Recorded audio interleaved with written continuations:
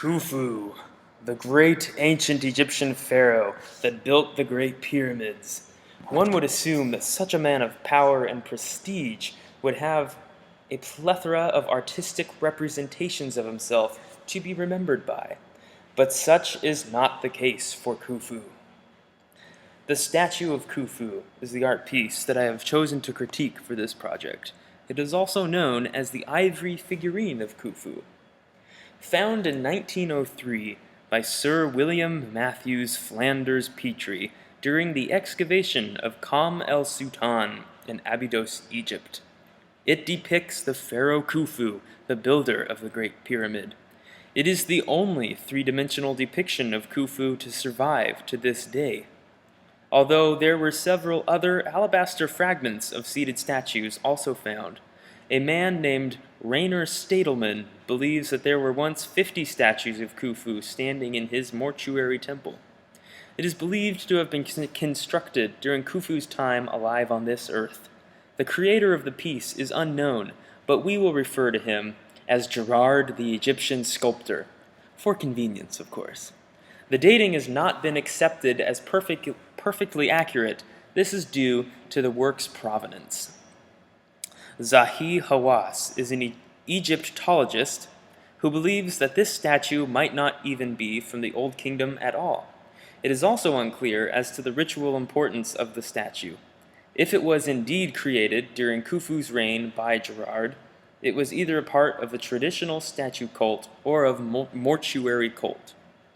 Gerard's depiction of Khufu is about 7.5 centimeters high, 2.9 centimeters long, and 2.6 centimeters wide, and also partially damaged. Its outer surface was originally smooth and polished to a sheen.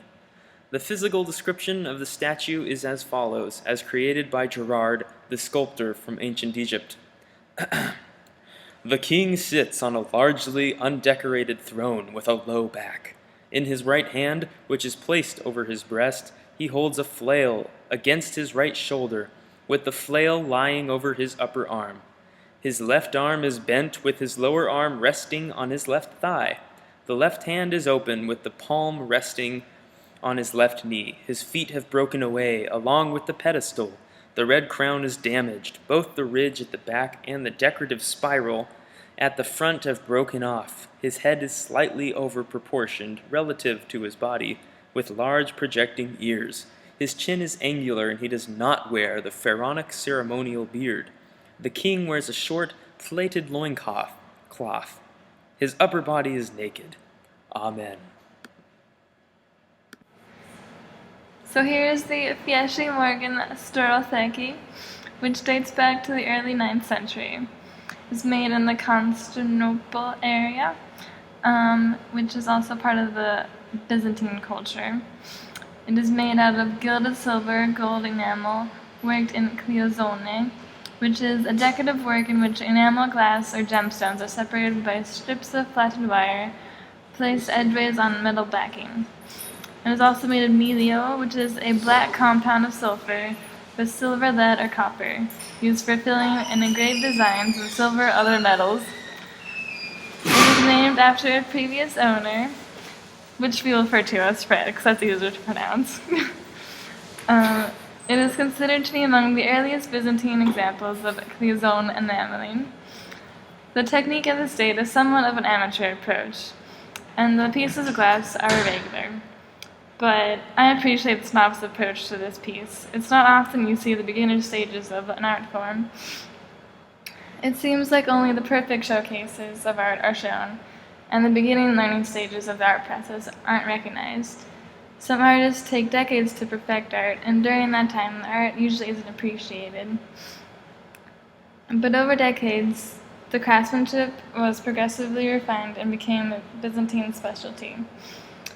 Byzantine enamels were highly prized throughout the Middle Ages in East and West. It is constructed as a shallow box with a sliding lid. On the four sides are images of 13 saints. On the cover is a crucifixion framed by 14 further saints. Elaborately worked in a cleozone enamel, the lid of this box displays Christ on the cross wearing the columbine sleeveless which is a sleeveless or short-sleeved tunic, associated with early images of the crucifixion.